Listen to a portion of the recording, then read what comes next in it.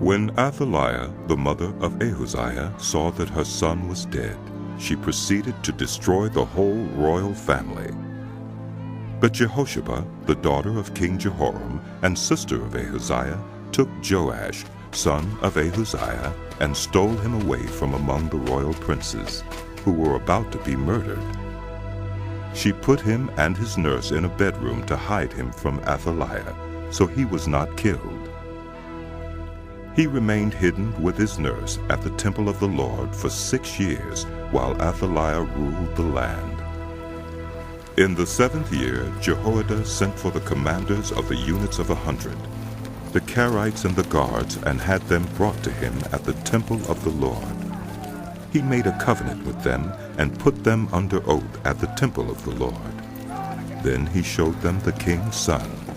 He commanded them, saying, "This is what you are to do, you who are in the 3 companies that are going on duty on the Sabbath. 1/3 of you guarding the royal palace, 1/3 at the Sur Gate, and 1/3 at the gate behind the guard, who take turns guarding the temple. And you who are in the other 2 companies that normally go off Sabbath duty are all to guard the temple for the king. Station yourselves around the king, each of you with weapon in hand.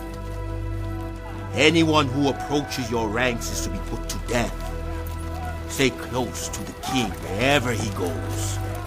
The commanders of the units of 100 did just as Jehoiada the priest ordered.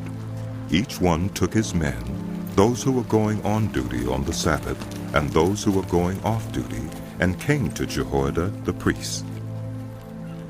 Then he gave the commanders the spears and shields that had belonged to King David and that were in the temple of the Lord.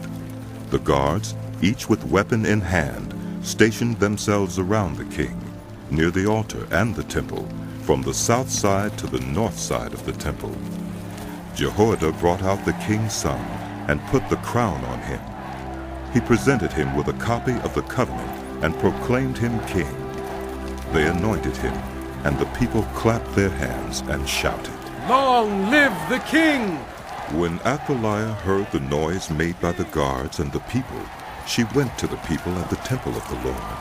She looked, and there was the king standing by the pillar, as the custom was. The officers and the trumpeters were beside the king, and all the people of the land were rejoicing and blowing trumpets. Then Athaliah tore her robes and called out, "Treason! Treason!" Jehoiada the priest ordered the commanders of units of 100, who were in charge of the troops, "Bring her out between the ranks, and put to the sword anyone who follows her. for the priest had said, She must not be put to death in the temple of the Lord." So they seized her as she reached the place where the horses enter the palace grounds, and there she was put to death. Jehoiada then made a covenant between the Lord and the king and people, that they would be the Lord's people. He also made a covenant between the king and the people. All the people of the land went to the temple of Baal and tore it down. They smashed the altars and idols to pieces and killed Mattan, the priest of Baal, in front of the altars. Then Jehoiada the priest posted guards at the temple of the Lord.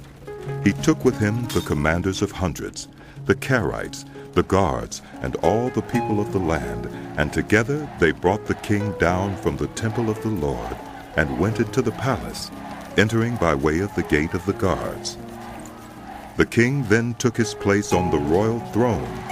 All the people of the land rejoiced, and the city was calm, because Athaliah had been slain with the sword at the palace. Joash was 7 years old when he began to reign.